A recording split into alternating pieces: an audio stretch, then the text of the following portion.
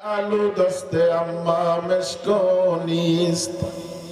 Meshke alu daste amma meshko nist. Buye meshkat tawale jojo peshko nist. আসলে তো পায়খানা গ্রান কিসে কেন হইছে কস্তুরী যেখানে থাকে পায়খানাও সেখানে থাকে এই কস্তুরীর ঘিরানটা কস্তুরীর সোহবতটা ওই পায়খানায় পড়ছে বিধায় পায়খানার ঘিরান আর নাই কস্তুরীর ঘিরান হইয়া যায় সোহবতে সালেহ তোরা সালেহ কোনাদ সোহবতে তালেহ তোরা তালেহ কোনাদ সৎসঙ্গে স্বর্গবাস হয় অসৎসঙ্গে সর্বনাশ হইয়া যায় যায় কি যায় না এই সোহবতের কারণে কস্তুরীর সোহবতের কারণে পায়খানার ভিতরে কস্তুরীর ঘ্রাণ ঢুকে গেছে এই সোহবতের কারণে চারটে ধাতু দিয়ে মানুষকে তৈরি করছে আল্লাহ এই মানুষের আগুন মাটি পানি আর বাতাস এই চারটের ভিতরে চার রকম বদখাসলাত আছে এই বদখাসলাতটা এই আত্মার ভিতরে যায় কি বলে আত্মার সঙ্গে এই খাসলাতগুলা ঢুকে যায় যেহেতু সোহবত একই জায়গায় বসবাস ওই পায়খানার কস্তুরীতে একই জায়গায় আগুনের ভিতরে একটা বদখাসলাত আছে জ্বালায় দেখবেন মেয়েদের কাটি খুঁজা দিয়ে আস্তে উপরের দিকে দৌড় মারে এইটার নিচে নামানোর ক্ষমতা আপনার নাই ভুট করে ধরবেন মেয়েদের কাটি লক্ষ্য করে দেখবেন আস্তে করে কাটিবে আগুন উপরের দিকে ওঠে ওঠে কি ওঠে না এইটার নাম হইছে অহংকার এটার নাম কি অহংকার নিজেকে মোটে নিজে কি ওরে বড় কিসি হাম বড় মিয়াও না মানে আলী ভানি ভাইনি আলী ভানি ভাইনি তাই নৌকো ব্যয় বেড়াচ্ছে আর ফানি ভালি কে রে বেড়াতো আল্লাহ জানে আমার ভাইরা বাবারা এই বড়ত্ব আর অহংকার এইটা হলো আগুনের ভিতরে আছে এই জন্য মানুষ যখন অহংকারী করে ওই আগুন নামক ধাতুর ওই যে কি বলে বদখাসলাত ওইটা আত্মার পরে আসর করে এর সোহবতে থাকার কারণে মানুষ অহংকারী হয় আল্লাহ কয় বান্দা এইটাকে আমি নিষ্পত্তি করার জন্য এই অহংকার নামক রোগ থেকে তোরে পরিত্রাণ দেওয়ার জন্য সুস্থতা অর্জন করার জন্য আমি আল্লাহ একটা মেডিসিন দিয়ে দিলাম তোর ঘিটি তো কখনো নিচু হয় না তোর কপাল কখনো নিচু হয় না এই বান্দা বান্দি তোর অহংকারের রোগটাকে তুই নিরাময় করবি দৈনিক 5 বার তুই আমি আল্লাহর পক্ষ থেকে যখন ডাক দিবে হাইয়া আলাস সালাহ তুই মসজিদে ঢুকে যাবি মসজিদে ঢুকে যাইয়া আস্তে আস্তে করে তুই নিচু হইতে থাকবি রুকুতে যাবি নিচু হবি এরপরে সিজদায় যাইবি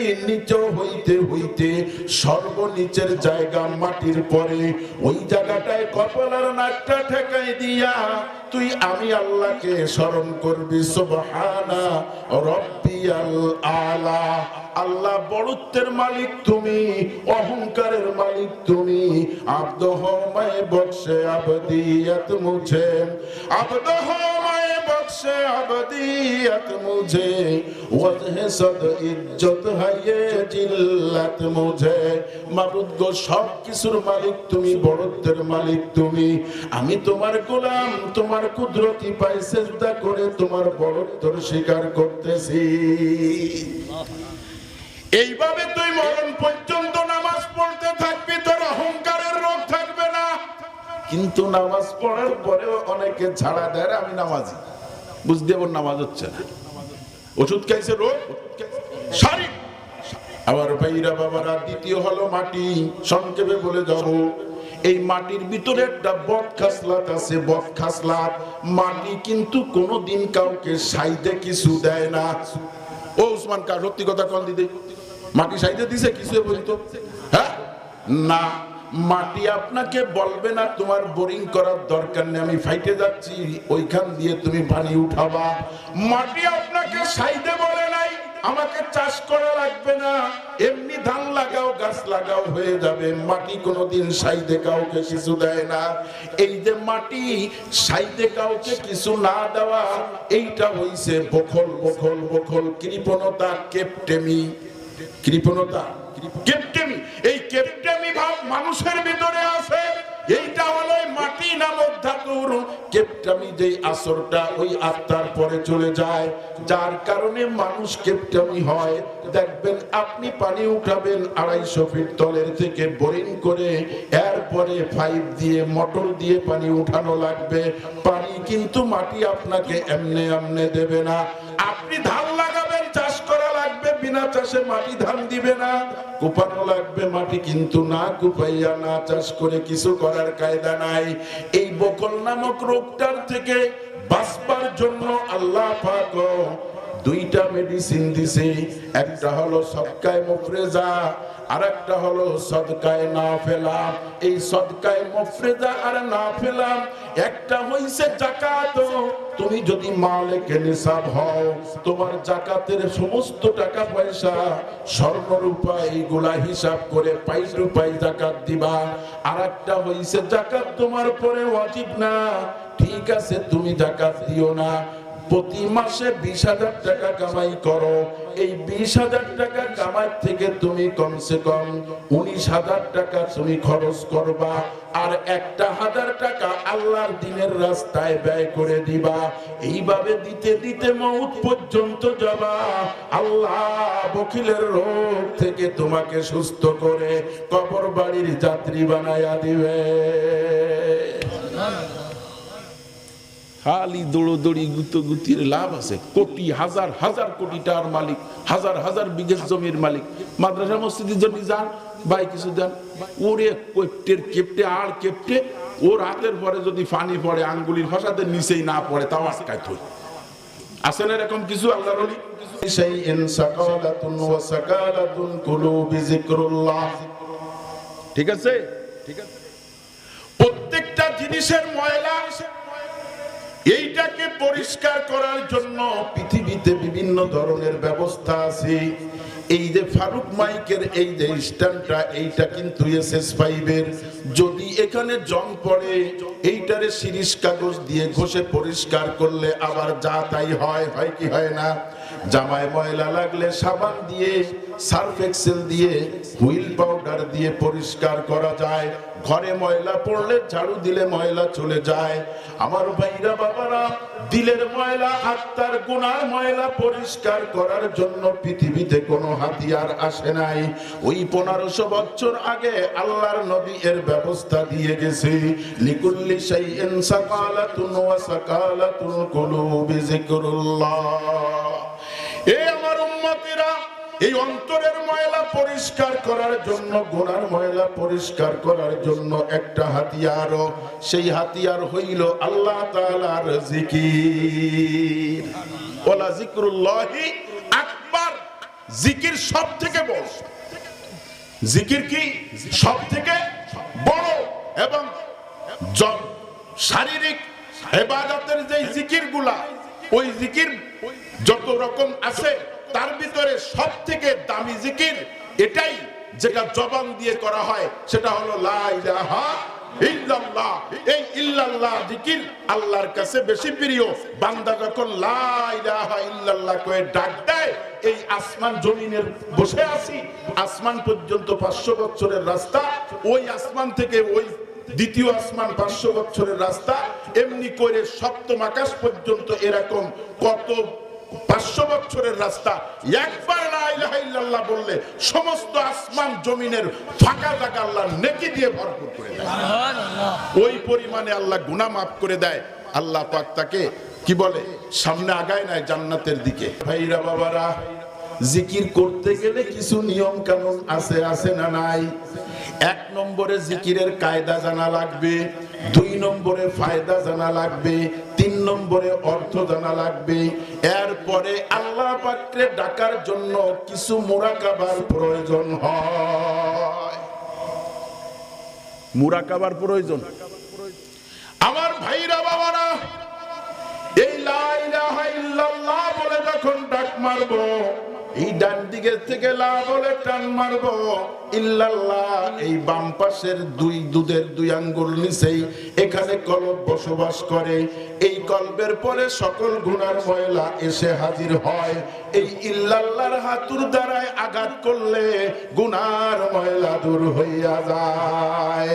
জঙ্গে দিল জশাই কলিলে পাকে কুন সিনা রাবা ইশকে উগল ঝারে কুন।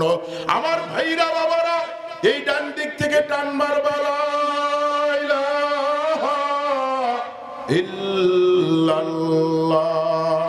অর্থ খেয়াল করবা, আল্লাহ বাদে কোনো মাবুদ নাই।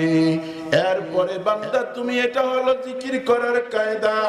ফায়দা হলো আগেই বলছি, আসমান জমিনের ফাঁকা জায়গা সব নেকি দিয়ে ভরপুর আল্লাহ করে দেয়, এটা হলো উপকার। আর একটা হলো মুরাকাবা। মুরাকাবা কারে কয়? মরার আগে মরা, মরার আগে মরা। এইটা কেমন কথা বললে মেসবা? মরার আগে মানুষ কিভাবে মরে? আহারে, চক্ষু দুইটা একটু বন্ধ করবা, বা নিজের বেডরুমে তুমি যখন জানলা দরজা দিয়া লাইট অফ করবা, নিজেকে কবরের ভিতরে শুয়াই দেওয়ার কথা চিন্তা করবা। দেখবা মরার আগে মরণ আসে কিনা। এ তো চিনতে পারবা না। টাকা কোয়ানে লাগাইছি, বিটিরে দিয়ে বিটারে দিয়ে, ওই চিন্তে তেত্তি ফজরের আজানের 10 মিনিট আগে ঘুম আসতেছে। ওদিকে আল্লাহ সালাতু খায়রুম মিনান নাউম করছে। কথা ঠিক কিনা? মৌতের মুরাকাবা করবেন কিভাবে? চক্ষুটা বন্ধ করবেন মাগরিবের পরে আর ফজরের পরে। এই দুইটা টাইমে চক্ষু বন্ধ করে আসন গাড়ি দিয়ে বসবেন। বসার পরে মনকে বুঝাবেন, মন একদিন দুনিয়ায় ছিলাম না, এমন একটা দিন সামনে আসতেছে, এই দুনিয়ায় আমি আর থাকতে পারবো না। ওই দিনটার কথা স্মরণ করে আল্লাহু আকবার, আল্লাহ আল্লাহ চক্ষু বন্ধ করবেন, জিকির না করে আর খুলবেন না। চক্ষু বন্ধ করার পরে মনে মনে ভাববেন, মন আমি এখন অসুস্থ, অ্যাম্বুলেন্স ফোন দিছে, বাড়িতে আসছে, লোকজন ধরে গাড়িতে উঠাই দিছে, শো করে টান দিয়ে 250 বেডে বা সিটি মেডিকেলে আবু নাসের সদরে। আমার মা বোনেরা একটু কান খাড়া করে শুনবা, আল্লাহ ডাক্তার সিটে নিয়ে ডাকে টেস্ট করে, হায় রে হায় আল্লাহ, এর তো রুহু এই বডির ভিতরে আর নাই। ডাক্তার বলে মৃত্যু হইয়া গেছে, আর রাখা লাগবে না, যাও জলদি বাড়িতে নিয়ে যাও। এইবার ছেলে মেয়েগুলা দেখবেন হাউ হাউ করে কান্না শুরু করে। আমার ভাইরা বাবারা দৌড় ওখান থেকে গাড়ি রিজার্ভ করে এক টানে বাড়িতে আনে।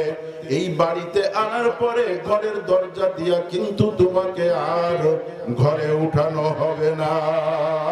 আরে মসজিদের কাটলায় উঠাইয়া দিয়া, আল্লাহু আকবার, যেই ঘর তুমি লাখ লাখ টাকা ব্যয় করে বানাইলা, যেই ঘরের ভিতরে দৈনিক 10, 15, 20 বার আসা যাওয়া কর্তা, আজকে তুমি চিরতরে বিদায় নিয়ে গেছো, ঘরে আর কেউ উঠায় না।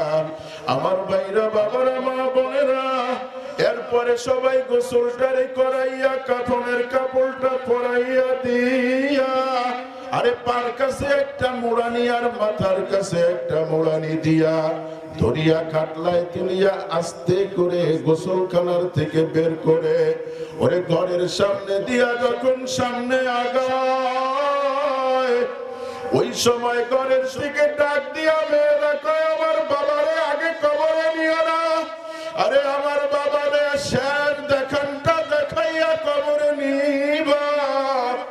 আরে পুরুষেরা ওইখানে রাখিয়া সরিয়া যায়। বাবার চেহারাটা কাফনের কাপড়ের ভিতর দিয়া যখন আগলা করিয়া ওই ছেলে মেয়ের সামনে দেখাইতে থাকে, একজন আর একজনের গলা ধরে কান্দে আর কয়, ভাই ওই যে বাবাই চলে যায় আর ফিরবে না। এক বোন আর এক বোনকে দেখাবে, বাবারে ভালো করিয়া দেখ, ভালো করিয়া দেখ। এ ভাইরা বাবারা, কেউ কিন্তু তোমাকে আর আমাকে রাখতে চাবে না। এক টান দিয়া 4 জনে ঘাড়ি করিয়া আল্লাহু আকবার ঈদগাহ ময়দানে আলিয়া 4টা তাকবীর দিয়া জানাজার নামাজটা পড়াইয়া, রে আল্লাহ আবার গাড়ে করিয়া কবরস্থানে নিয়া কবরের পশ্চিম পাশে কাটলাটা রাখিয়া পাজলটারে খুলিয়া 2 জন বা 3 জন কবরে নামিয়া আস্তে করে শুয়াইয়া দিবে বিসমিল্লাহি ওয়া আলা মিল্লাতি রাসূল বলিয়া শুয়াইয়া দেওয়ার পরে পাশের চালাগুলা বিছানো হবে। খটখট খটখট শব্দ করে বিছানোর পরে কলার পাতাগুলো সুন্দরভাবে বিছাইয়া দেওয়ার পরে এরপরে 2 হাতের গেইলো করে করে আল্লাহ মাটিগুলা জুব জুব করিয়া দিতে থাকবে আর পড়বে মিনহা খালাকনাকুম ওয়া ফিহা নুঈদুকুম। এইভাবে আয়াত পড়তে থাকবে, পড়বে আর মাটি দিবে, পড়বে আর মাটি দিবে। এ ভাইরা বাবারা বোনেরা, আল্লাহু আকবার। মাটি দিতে দিতে এরপরে পাও দিয়া পড়ায়া পড়ায়া মাটিগুলা দিতে থাকবে। মাটি দিয়া যার যার ঘরে ঢুকিয়া জানলা দরজা খুলিয়া আলো বাতাস সুন্দর করে আসবে। লাইটের সুইচ গুলো চালাইয়া দিয়া আহারে থাকবে আরামে তুমি আর আমি যেই ঘরে ঢুকিয়া গেছি রে আল্লাহ, ওই ঘরে জানলা নাই, দরজা নাই, আলো নাই, বাতি নাই, সাথী নাই, বাড়ি আল্লাহ টাকা নাই, পয়সা নাই, ছেলে নাই, মেয়ে নাই, নাই নাই কিচ্ছু নাই।